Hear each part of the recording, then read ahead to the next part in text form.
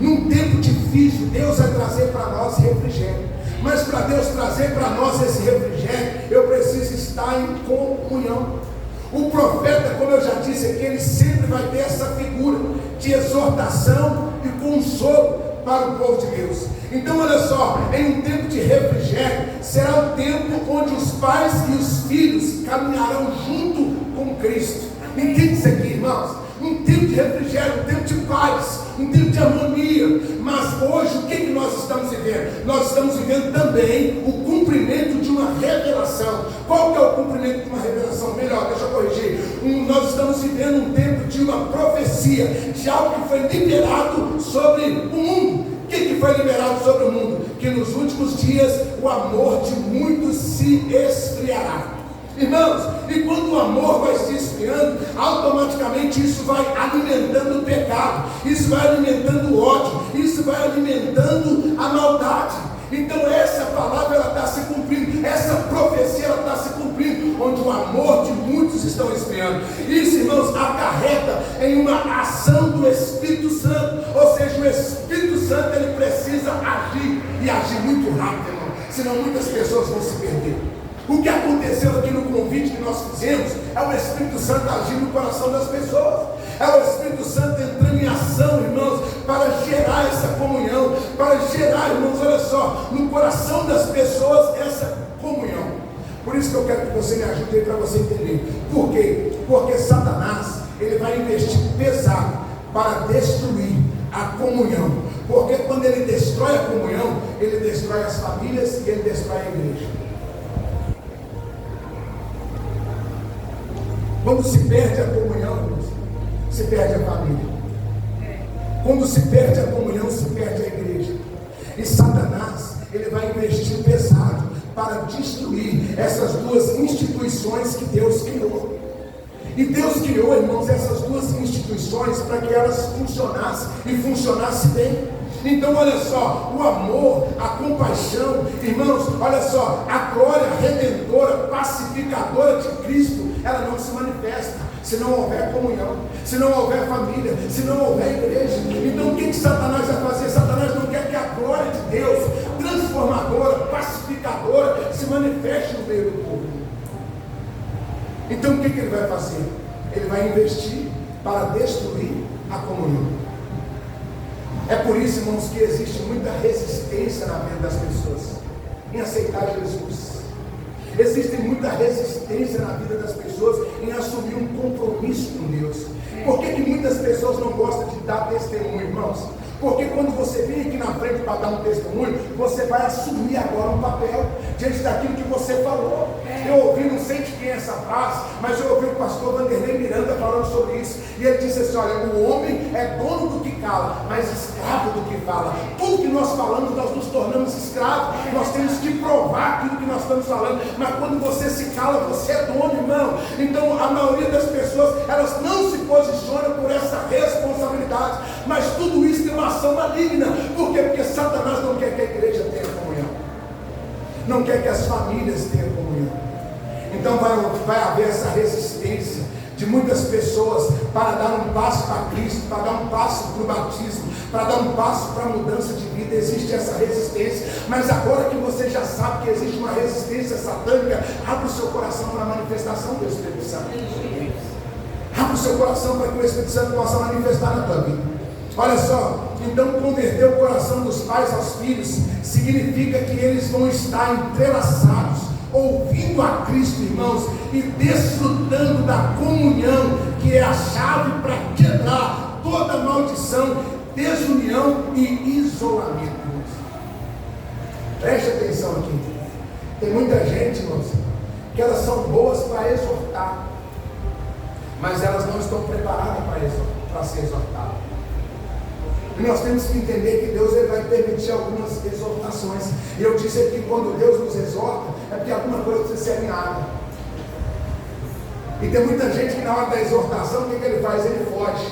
Aí o que ele faz, irmãos? Ele faz o que diz aí. O que diz aí no mundo, irmãos? Que quem não é visto, aí ele pensa que por ele não ser lembrado, ele vai passar batido. Só que com Deus nós não passamos batido, irmãos.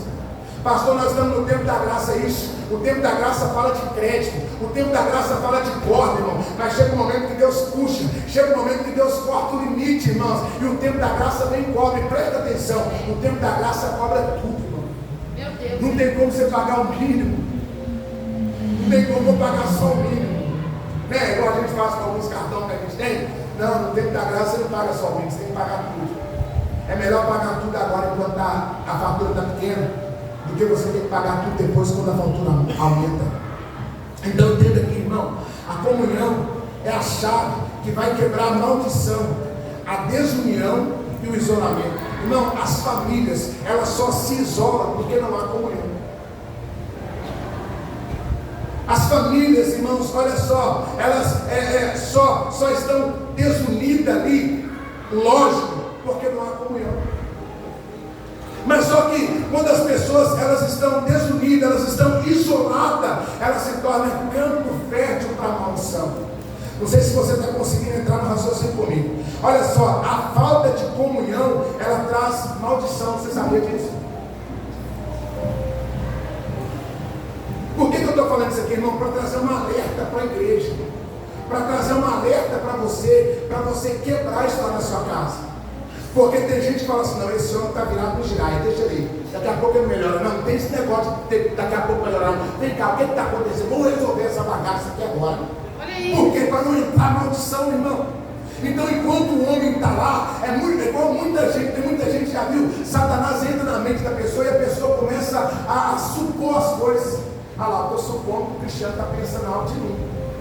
Ah, está vendo, o cristiano só falou isso por minha causa. Isso é porque, irmão, porque a pessoa está fora de comunhão. Isso é porque a pessoa está desolada, irmão. E aí o que acontece? A maldição vai ser instalada. Então aprende isso aqui no nome de Jesus Cristo, irmão. Não deixe que a falta de comunhão traga maldição sobre a sua vida. Pastor, só comunhão em casa, não comunhão com a igreja. É por isso que você está aqui hoje, você tem que ter comunhão com a igreja. Escute isso aqui, irmão. Onde não há comunhão, é por isso que nós recebemos as notícias. Qual notícia nós estamos recebendo? Filho matando pai, pai matando filho, irmãos. Estupro no meio da família, irmão. É por causa dessas coisas. E quando você vai fazer uma leitura, irmão, qual que é a leitura? Ah, na minha infância meu pai não foi presente. Uma desunião.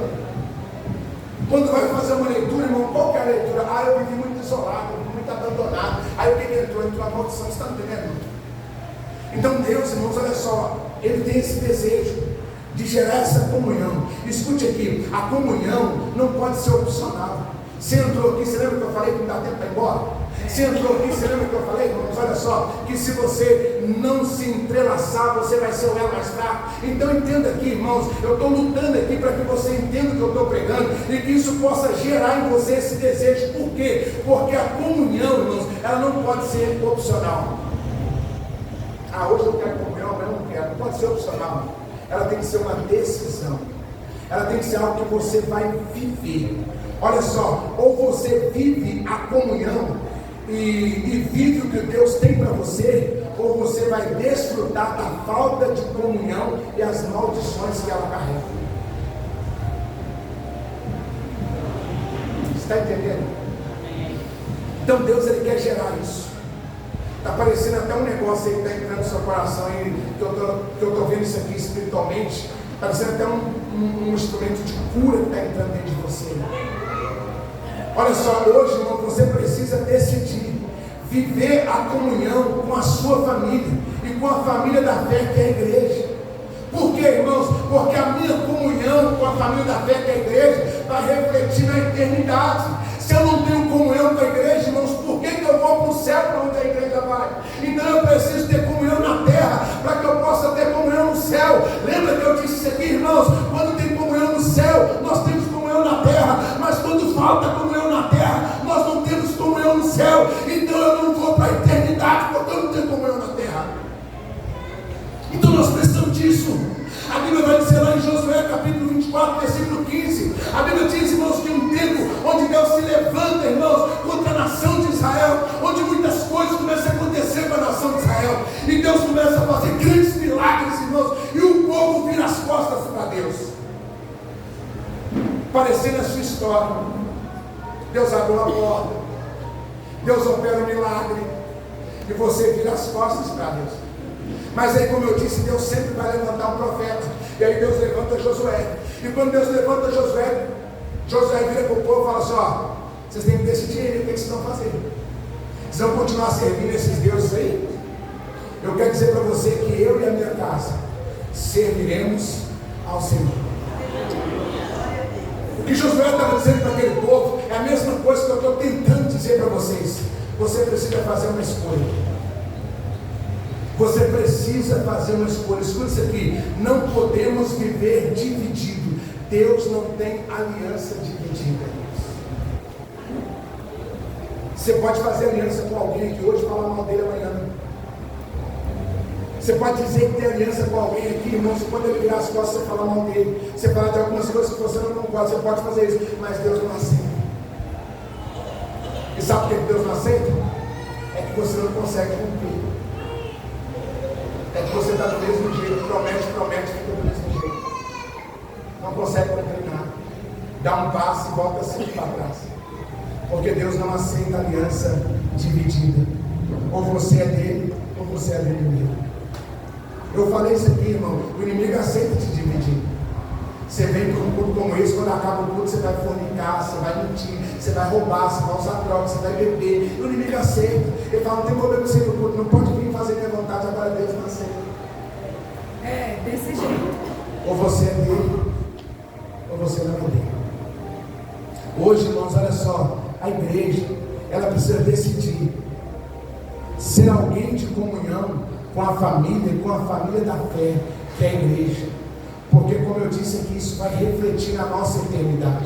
Josué, ele diz assim: olha, eu e a minha casa, a minha família. Por quê, irmãos? Porque é na família que nós aprendemos, ou deveria aprender algumas coisas. Então Josué, ele defende a família dele. E deixa eu te falar uma coisa aqui, irmão, porque às vezes pode não estar acontecendo isso na sua família, mas se Deus está permitindo a gente falar aqui, dá tempo de corrigir. Vira para a pessoa que está ao seu lado e fala para ela assim: dá tempo de corrigir.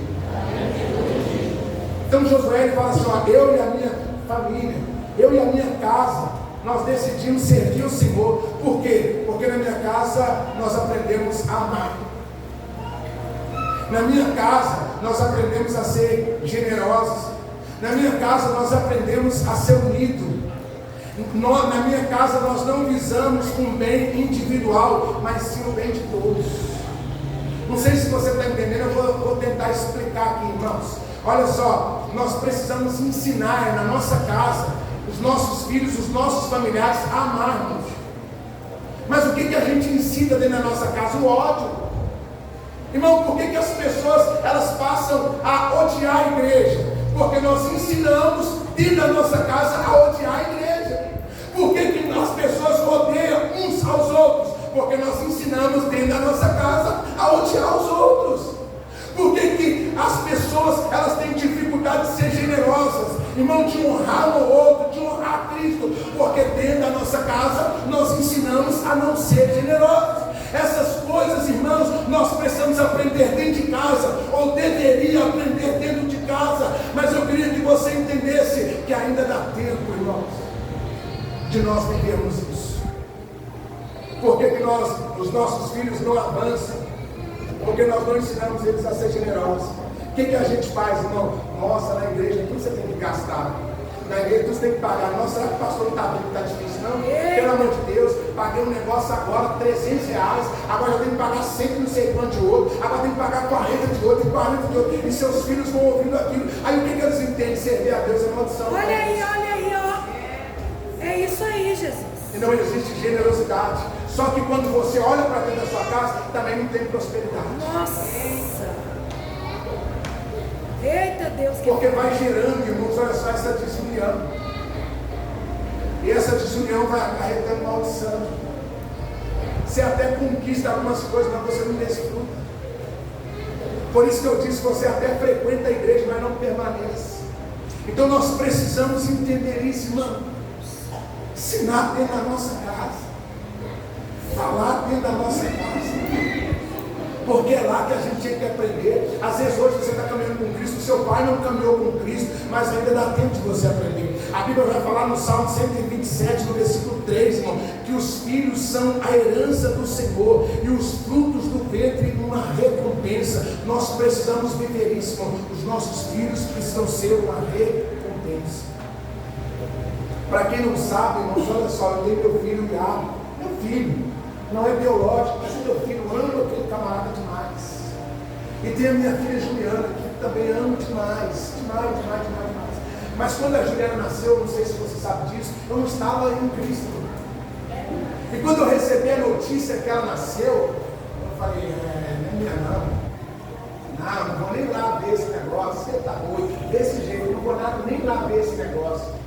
Eu lembro como se fosse hoje, a tia da minha esposa falou assim, olha, se você for lá, não precisa nem fazer DNA. E outra coisa, se você for lá, você vai amar aquela criança tanto. Eu lembro como se fosse hoje. E aí, querido, eu fui. E quando eu fui, verdadeiramente foi isso. Eu amei essa menina demais. E amo até hoje, irmãos. Por quê, irmão? Porque eu entendi que a minha filha era uma herança. Irmão, sabe o que eu tinha na vida? Uma bicicleta.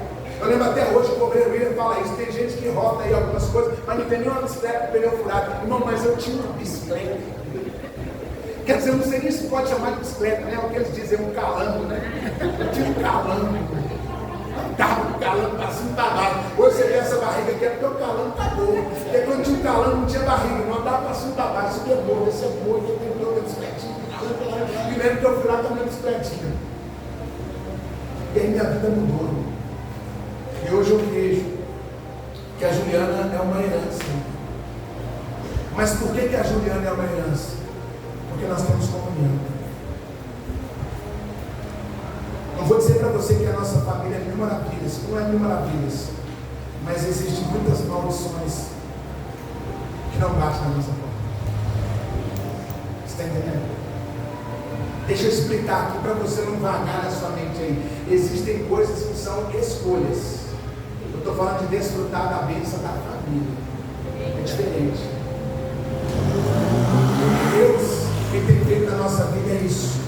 Então, esse texto de Salmo 127, irmãos, ele vai falar da importância da família, da importância de educar os filhos e ver os filhos como uma herança. Por isso que eu disse que dá tempo. Se você às vezes você olha para os seus filhos e fala assim, olha, o fruto da minha vida ser assim é você, menino. O fruto da minha vida ser assim é porque você vem na minha vida. Muda isso a partir de hoje em nome de Jesus e veja os seus filhos como herança. Olha só, muita coisa mudou depois que os seus filhos vieram. Eu sei, irmão, que você teve que economizar muita coisa. Eu sei que você parou de usar, parou de comer muita coisa, mas muita coisa mudou na tua vida.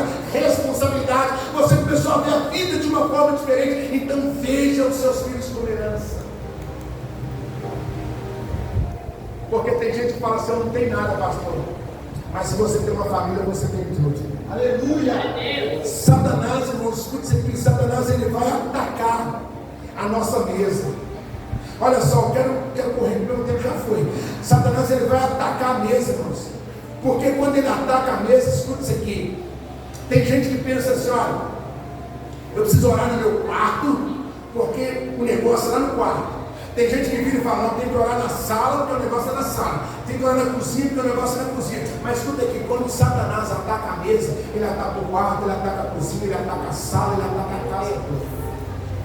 Então nós precisamos entender uma coisa, a igreja precisa entender uma coisa. Satanás ele vai tentar de tudo para atacar a mesa. Porque quando nós falamos de mesa, nós falamos de comunhão. E quando a comunhão é quebrada, Satanás ataca todas as coisas. Por isso que Deus trouxe você aqui para você ouvir essa mensagem. Por isso que Deus colocou você aqui para você ouvir essa mensagem. Deixa eu aproveitar e abrir um gancho aqui, irmão. Se você tem alguma coisa para falar com o seu líder, para falar com o seu pastor, não espere que outra pessoa fale, não, fale você. Para que você possa encurtar muita coisa, para que você possa diminuir muita coisa. E não fale, irmãos, olha só, de quem o que falou, não fale de alguém o que falou com você, fale com quem o que falou com você. Quem está me entendendo? Amém. Para que a gente possa quebrar essa desunião, para que a gente possa fortalecer esse elo mais fraco. Olha só, irmãos, quando nós falamos de mesa, não falamos de se assentar simplesmente para a refeição, porque tem gente que fala assim, olha para mim, tem gente que fala assim, não pastor, todos os dias eu sento para tomar café e eu sento para almoçar, mas não tem união, não tem comunhão. Então não adianta ter uma mesa para você sentar e só se alimentar. Nós precisamos entender que ao sentar na mesa, eu preciso ter uma comunhão, eu preciso ter um prazer, eu preciso desfrutar daquele momento. Escute aqui, tem momento que nós estamos na correria, e lá em casa a gente tem uma mesa, a gente sempre senta nessa mesa, a gente conversa nessa mesa, a gente resolve as contas nessa mesa, e a gente tem refeição nessa mesa, e de vez em quando a vida corrida da gente, eu sou cobrado pelos meus filhos e pela minha esposa, às vezes a gente toma um café rapidinho, tem que resolver alguma coisa, eu levanto, aí meus filhos falam, mas já levantou? Ah não, pera que eu vou sentar mais um pouquinho. Por quê, irmão? Porque existe comunhão, eu preciso desfrutar daquele momento. Está entendendo?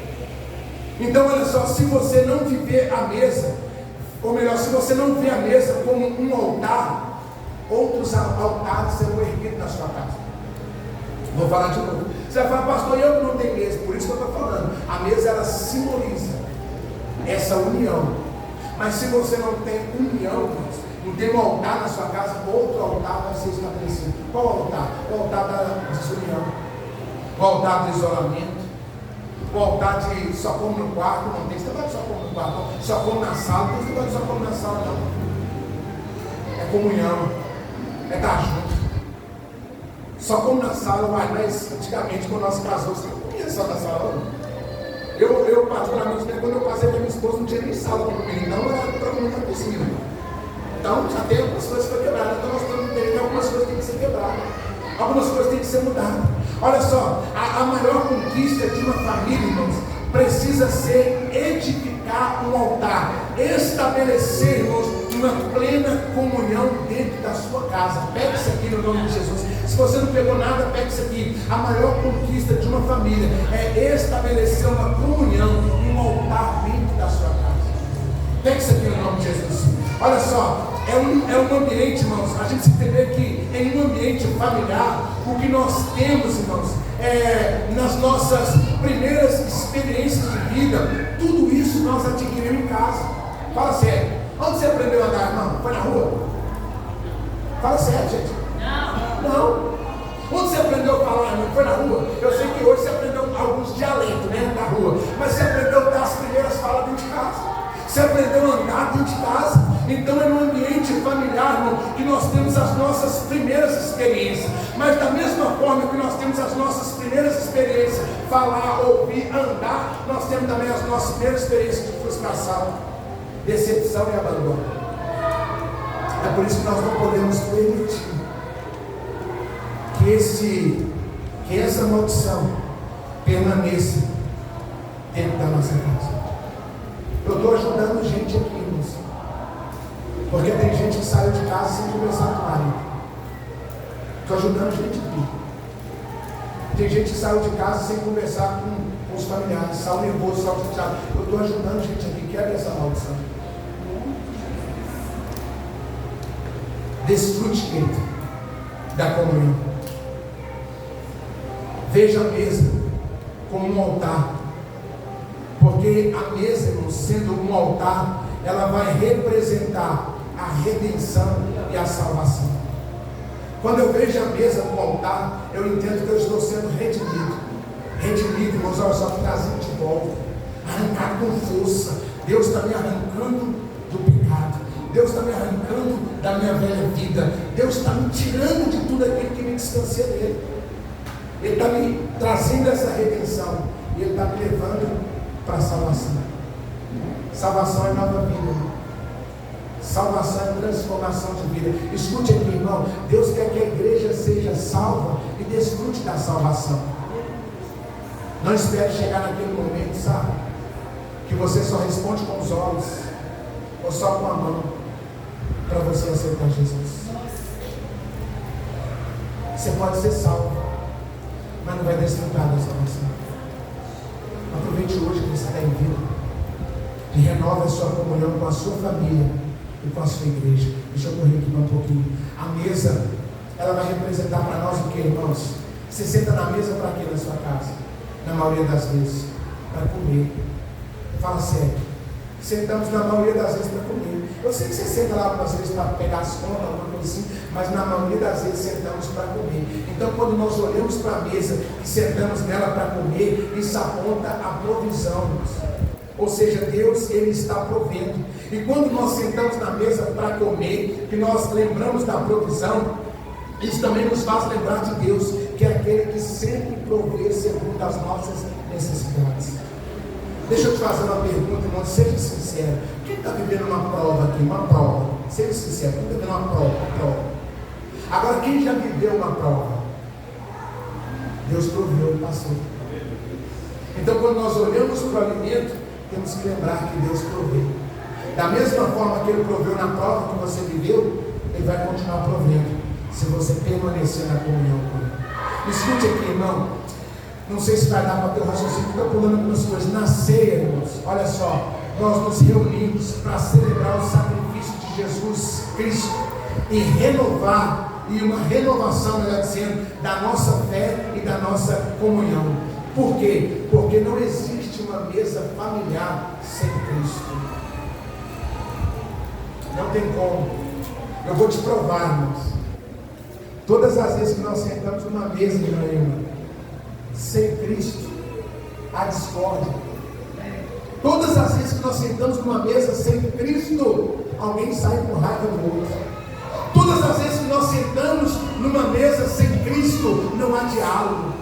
Toda vez que nós sentamos numa mesa sem Cristo, nós só lembramos das situações difíceis, das dores, do sofrimento. Mas quando nós sentamos numa mesa com Cristo, podemos até lembrar das dores, podemos até lembrar do sofrimento, mas nós não esquecemos que aquele que nos chamou é fiel para suprir todas as nossas necessidades e mudar todo o quadro da nossa família e tudo aquilo que nós estamos vivendo. Tem alguém comigo aí, irmãos? Tem alguém comigo aí? Nós precisamos entender isso.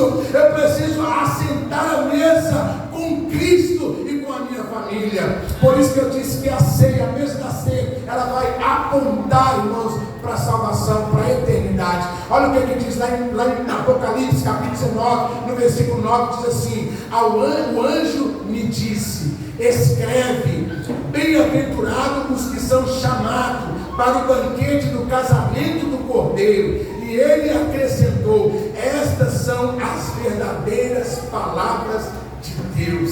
Se nós assentamos hoje, seremos chamados para assentar na eternidade. Entenda isso no seu coração. Cristo, Ele nos convida, irmãos, à mesa hoje. O que na mesa hoje que na mesa hoje não esteja só você, que na mesa hoje esteja a sua família. Olhe para mim. Às vezes você vai dizer: pastor, eu sou filho, moro com os meus pais. Não tem problema, mas que a partir de hoje sente você e seus pais e Cristo na mesa. Pastor, moro com a minha família, melhor ainda, que a partir de hoje sente você, Cristo e a sua família na mesa. Porque a mesa de Cristo tem para nós, irmãos, descanso, e um descanso onde não haverá choro e nem ranger de dente. Você entende isso, irmão? Você entende isso nessa noite? Que nós precisamos renovar a nossa comunhão com o Senhor. Você precisa de renovar a sua comunhão com o Senhor, que automaticamente você vai renovar a sua comunhão com a sua família. Automaticamente você vai renovar a sua comunhão com Cristo. E você vai quebrar todas as maldições que têm sido instaladas e que estão batendo na porta para entrar na sua casa. Queria que você fechasse seus olhos.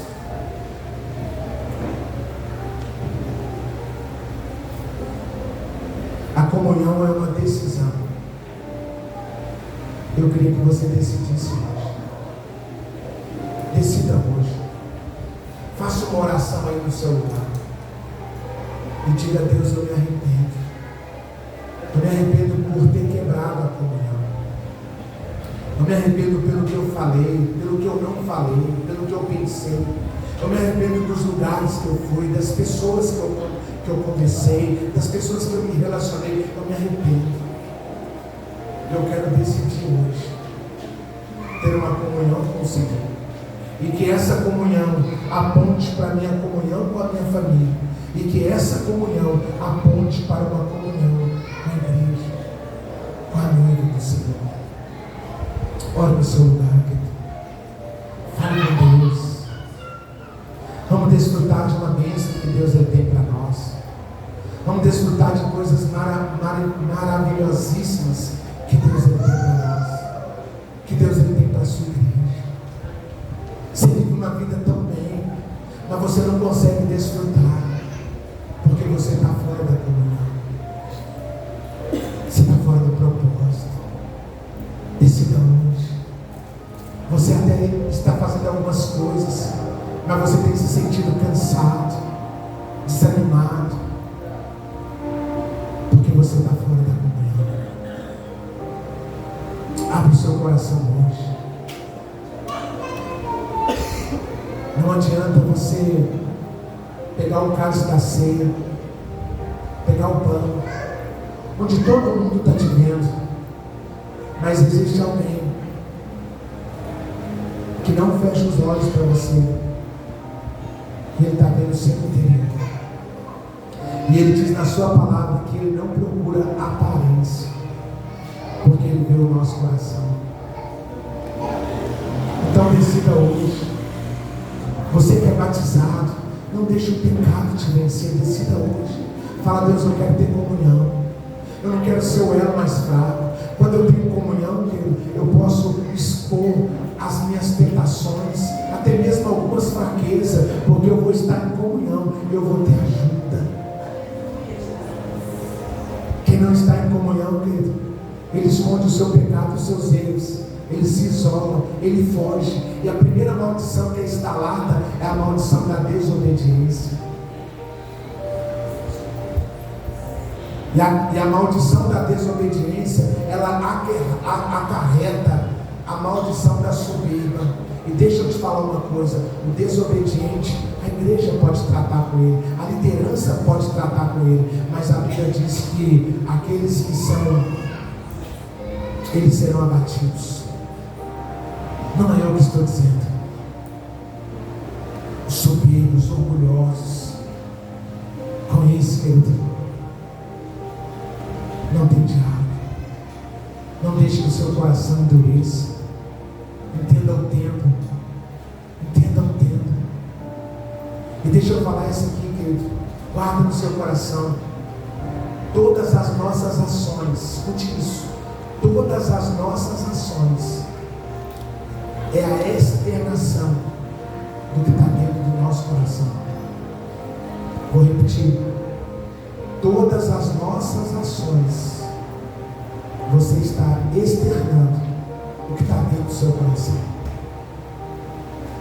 Se na hora do confronto você se perde, é o que está dentro do seu coração. Se na hora da disciplina você se perde, é o que está dentro do seu coração. Se na hora do momento da raiva, da ira, você xinga palavrão e tantas outras coisas, é o que está dentro do seu coração. Porque a Bíblia diz que a boca fala, que o coração está cheio. Ora ao Senhor. Faça a sua oração. Eu te trouxe até aqui. Daqui para lá é você que vai.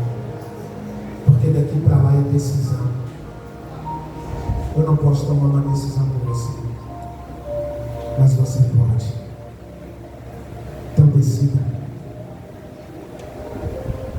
Decida. Fique de pé. Fique de pé.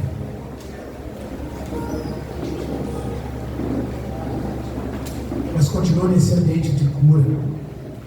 Continua nesse ambiente de comunhão, de libertação. Continua nesse ambiente onde Deus está falando aí ao seu coração, aos seus ouvidos. Continue aí. Como assim, pastor? Continue com os seus olhos fechados. Quando nós fechamos os olhos, conseguimos olhar para dentro de nós. Quando fechamos os olhos, começamos a observar o que precisa mudar, o que está fora, o que eu preciso fazer, o que tem que ser feito. E Deus, Ele vai nos conduzir. Deus, Ele vai te conduzir. Pai querido, nós oramos ao Senhor nessa noite.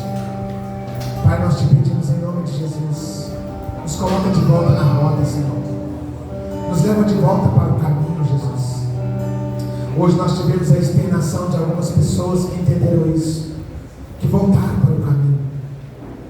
Mas que o Senhor possa nos levar de volta para o caminho. Nos levar